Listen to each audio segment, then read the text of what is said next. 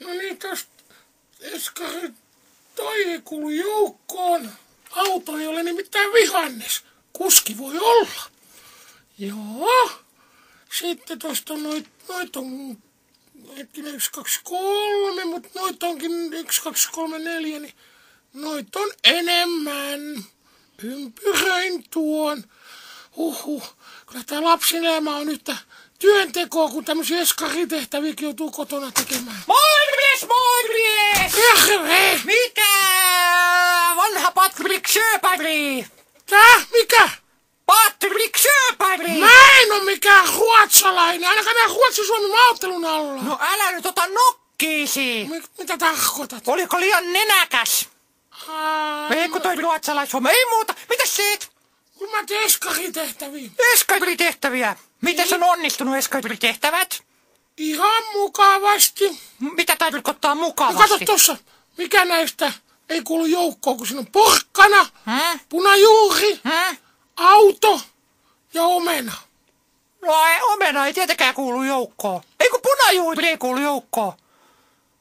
No kun auto tietenkin. Ei, kun et sä ymmärtänyt. Kaikki muut kasvaa puutarhassa. Kaikkia muita voi syödä auton kyydissä, paitsi punajuurta, koska se sotkee penkit. Ai niin joo, pitäisikö mä laittaa ehdolle? No laita siinä. Mutta yleensä siitä on tapahtunut vaan surkeeta, kun mä oon kuunnellut sun neuvois näissä tehtävissä. No sitten ihan oma pään mukaan, jos ei kerran mestarin neuvot kelpaa. Tiedätkö mitä? No. Se alkaa taas. Mulla Joo. on uutisia tuli kertomaan sulle. Nyt se alkaa taas. Mikä alkaa? TV-suurin satsaus. Suomalaisen televisiohistorian suurin satsaus alkaa taas. Okei, nyt mä oon kartalla. Onnenpyörä!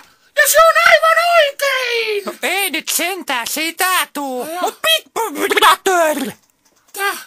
Big Brother! Mikä se on? Eikö sä kuulu Big Brotherista mitään?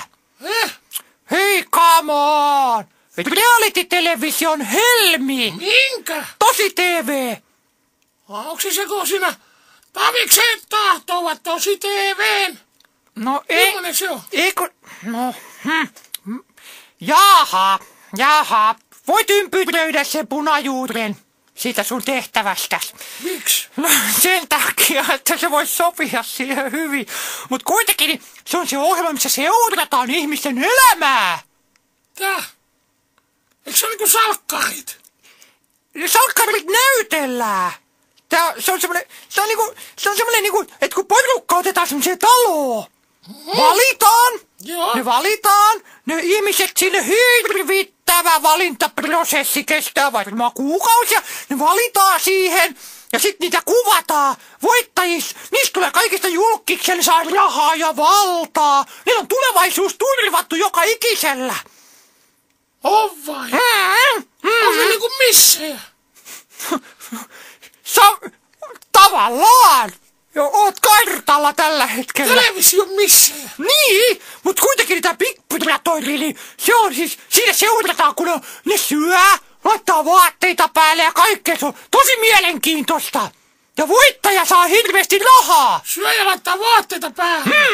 Sitä kuvataan. Mitä siinä on mielenkiintoista? No kun ei tiedä, kuka laittaa kenenkin vaatteita, kuka nukkuu kenenkin kanssa. Ja sit mitä ruokaa ne laittaa. Ja ottaako ne sitten jääkaapissa, kun on vaan jääkaappi, ottaisi ne kokista vai maitopurkkiin siitä vierestä. Aha. Tämmöstä kuvataan, se on tosi TVtä, se on hirvittävä suosittu. Se on tullut Amerikasta tai melkein Ruotsista tänne Suomeen. Ja nyt lähtee Ruotsista saakka? Onko se hei, kun sä sanoit, että se alkaa taas. Onko semmonen ollut jo joskus? On! Tää on toinen kausi. Sitä mainitsen huomannut se BB:n tuleminen. Kuka sen ensimmäisen voitti? Se oli joku jamppa.